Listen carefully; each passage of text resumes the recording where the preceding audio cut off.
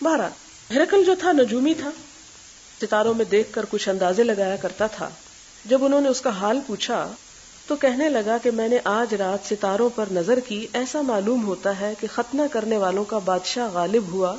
تو اس زمانے میں کون لوگ ختنہ کرتے ہیں؟ اس کے ساتھی کہنے لگے یہودیوں کے سوا کوئی ختنہ نہیں کرتا، یعنی ان کو نہیں پتا تھا کہ عرب بھی کرتے ہیں. تو ان کی کچھ فکر نہ کر، میسج بھیجو اپنے سارے گورنرز کو، ہر شہر میں جتنے یہودی ہیں سب کو قتل کر دو.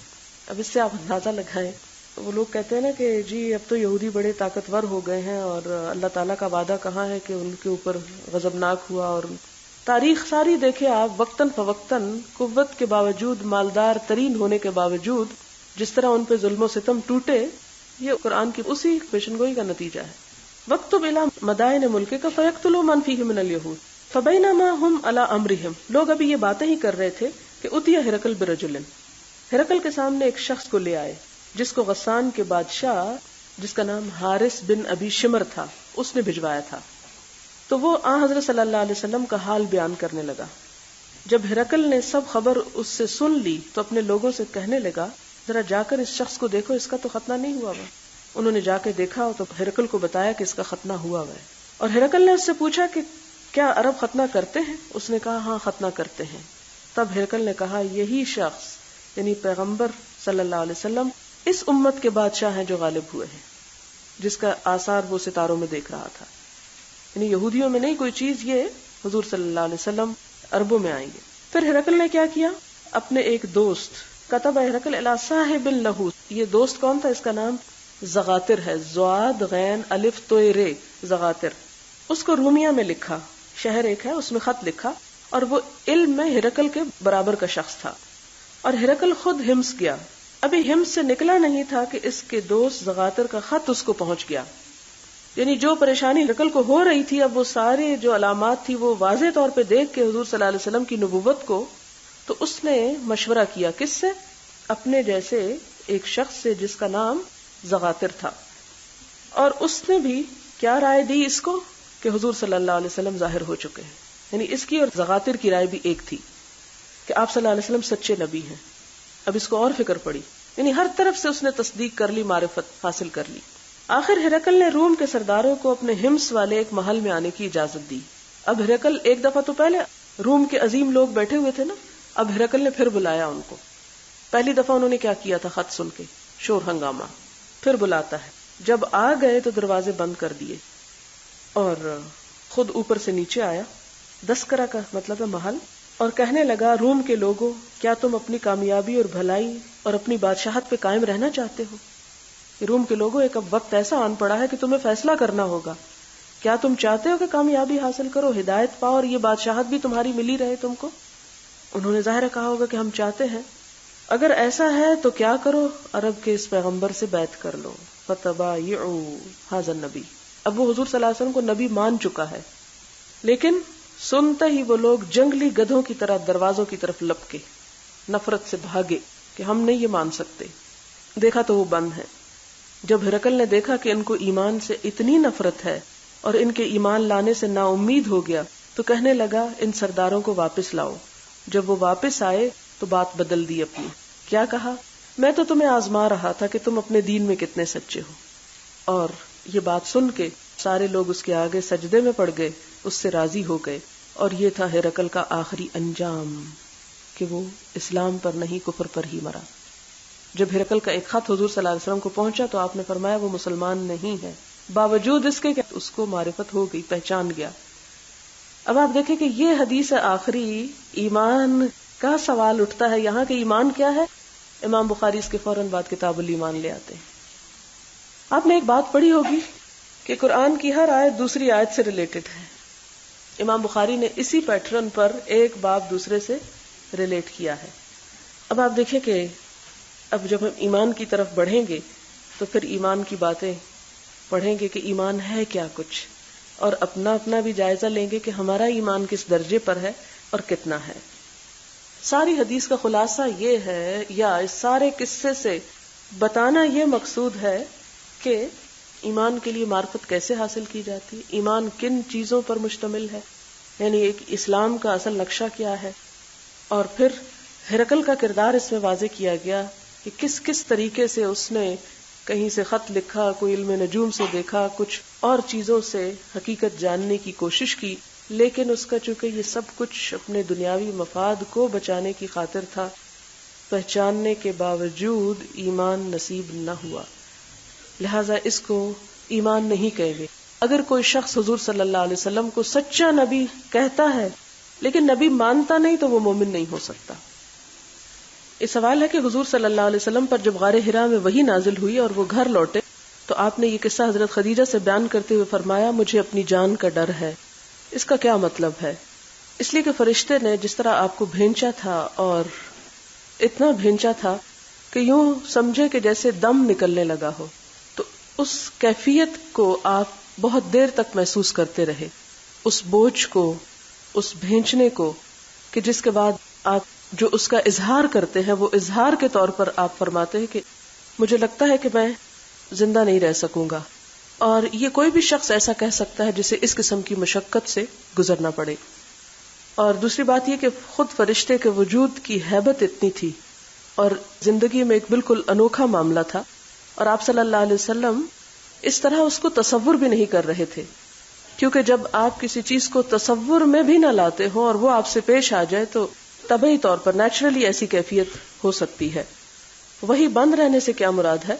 وہی بند رہنے سے مراد یہ ہے کہ آپ صلی اللہ علیہ وسلم پر پہلی مرتبہ جب فرشتہ آیا تو اس کے بعد کچھ عرصے تک نہ کوئی فرشتہ آیا نہ کوئی وحی آئی۔ اس میں روایات مختلف ہیں کہ وہ عرصہ کتنا تھا، لیکن صحیح ترین قول یہ ہے کہ وہ 40 دن کا تھا، اور اس کے بعد دوبارہ وحی آئی جس میں یا ایھا المدثر کے الفاظ آتے ہیں۔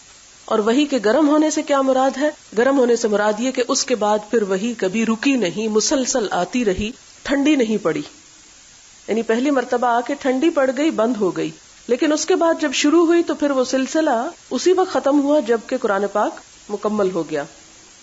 حضور صلی اللہ علیہ وسلم نے حضرت خدیجہ سے فرمایا تھا زملونی۔ اس کے بعد سورت مدثر نازل ہوئی، جبکہ ذہن میں یہ سوال آتا ہے کہ زملونی کی مناسبت سے تو سورت مزمل نازل ہونی چاہیے تھی، مدثر کیوں؟ اصل بات یہ ہے کہ مزمل اور مدثر تقریباً ہم معنی ہیں۔ مدثر کا معنی بھی ہے کپڑا لپیٹنے والے، یہ صرف زملونی سے یا ایھا المزمل لفظی مشابہت ضرور ہے لیکن اس کا لازمی تقاضا نہیں، ٹھیک ہے، کیونکہ صحیح روایات سے یہی بات ثابت ہے کہ سورۃ المدثر ہی نازل ہوئی۔ حدیث 3 میں ہے کہ آپ صلی اللہ علیہ وسلم کی طرف محبوب کیا گیا اکیلا رہنا غار حرا میں، اور عبادت کرتے تھے عدد والی راتوں کو۔ اس میں عدد والی راتوں سے کیا مراد ہے؟ یعنی گنتی کے دن آپ نے عبادت کی، کئی سال نہیں کی، یعنی غار حرا میں 1 مہینہ بھر رہے ہوں گے یا 40 دن رہے ہوں گے، یہ نہیں کہ 40 سال ہی آپ غار حرا جاتے رہے، یہ مراد ہے۔ کیا اگر کسی محفل میں قرآن پاک پڑھا جا رہا ہو تو اس کے ساتھ ساتھ وہی الفاظ کیوں نہیں دہرا سکتے؟ اس لیے کہ قرآن پاک ہی میں آیا ہے اذا قرئ القرآن فاستمعوا له، غور سے سنو اس کو، اس وقت بولنے کی اجازت نہیں۔ اور کل آپ نے سورۃ القیامہ کی آیت میں بھی پڑھا کہ فاذا قرأناه فاتبع قرآنہ، کہ جب ہم پڑھ رہے ہوں اس کو، اور ہم سے مراد یہاں اللہ تعالیٰ ہیں، لیکن چونکہ جبریل علیہ السلام اللہ تعالیٰ کے میسنجر کی حیثیت سے آپ صلی اللہ علیہ وسلم کی طرف آئے تھے۔ مثلا جب ہم یہ کہتے ہیں کہ فلاں محل فلاں بادشاہ نے بنایا، اب بادشاہ تو اس میں اینٹیں پتھر نہیں اٹھا کے رکھتے، لیکن اس کے چونکہ حکم سے ہوا اس لیے اس کی نسبت بادشاہ کی طرف ہے۔ یہاں پر پڑھ تو جبریل علیہ السلام رہے تھے، لیکن جبریل علیہ السلام کے پڑھنے کو اللہ تعالیٰ نے اپنا پڑھنا قرار دیا، کیونکہ اللہ تعالیٰ کا کلام ہے، ان کی طرف سے یہ میسج آیا، اس لیے فرمایا کہ جب ہم پڑھ رہے ہوں تو پڑھو نہیں، کیا کرو؟ فتبع، پیروی کرو، یعنی اس کے بعد اس کو دہراؤ۔ اس لیے جب پڑھنے والا پڑھ چکے تو اس کے بعد تو دہرایا جا سکتا ہے، ساتھ ساتھ نہیں پڑھا جا سکتا۔ یہ بالکل ایسے ہی ہے، اس میں انہوں نے لکھا کہ کیا ادب کے طور پر منع ہے یا گناہ ہے، تو اس میں آپ دیکھیں کہ قرآن پاک میں 2 جگہ پر اس کی تاکید کی گئی، اس لیے یہ ادب یا غیر ادب کی بات نہیں، بے ادبی بھی ایک طرح کا گناہ ہی ہے۔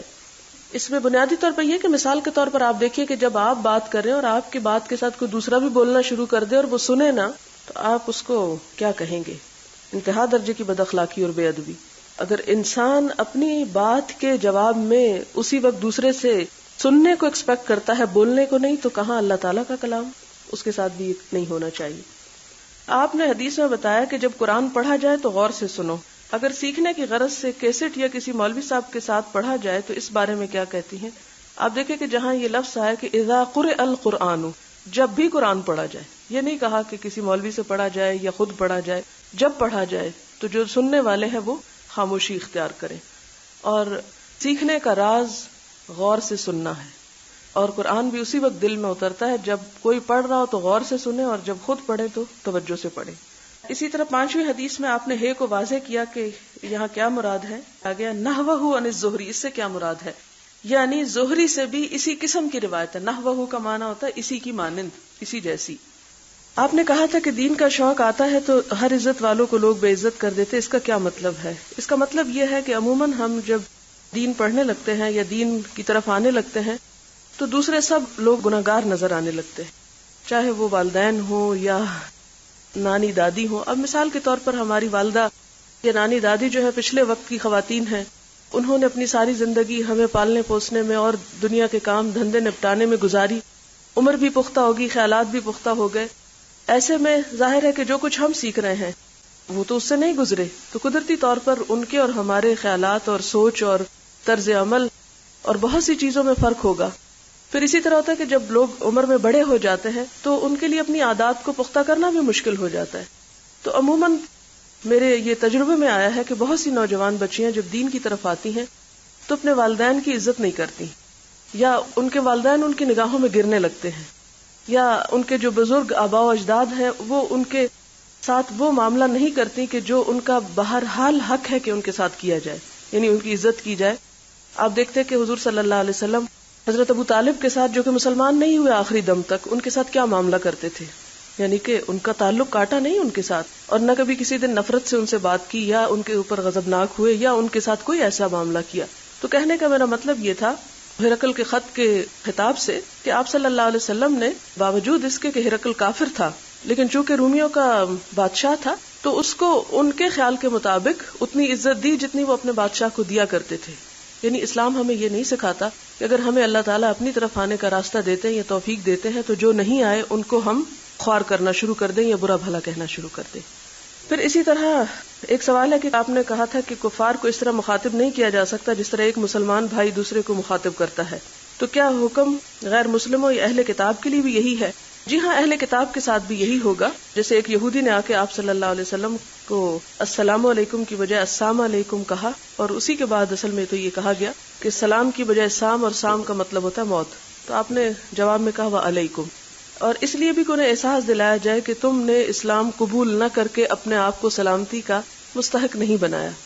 پھر اسی طرح کی لمبا سا سوال تقدیر کے بارے میں ہے کہ ہو سکتا ہے ہمیں ایک دعا مانگے اور وہ ہمارے لیے کمتر درجے کی ہو اور ہم اپنی کم عقلی کی وجہ سے اللہ تعالیٰ سے کم چیز مانگ رہے ہوں، تو اس سلسلے میں اگر وہ قبول ہو جائے تو اس کا مطلب ہے کہ ہم ایک خیر کو نہیں پہنچے. تو اس طرح کے مسائل میں الجھنا نہیں چاہیے. ہمیں اپنے طور پر جو چیز اپنے لیے بہتر نظر آتی ہو ہمیں وہ مانگ لینی چاہیے.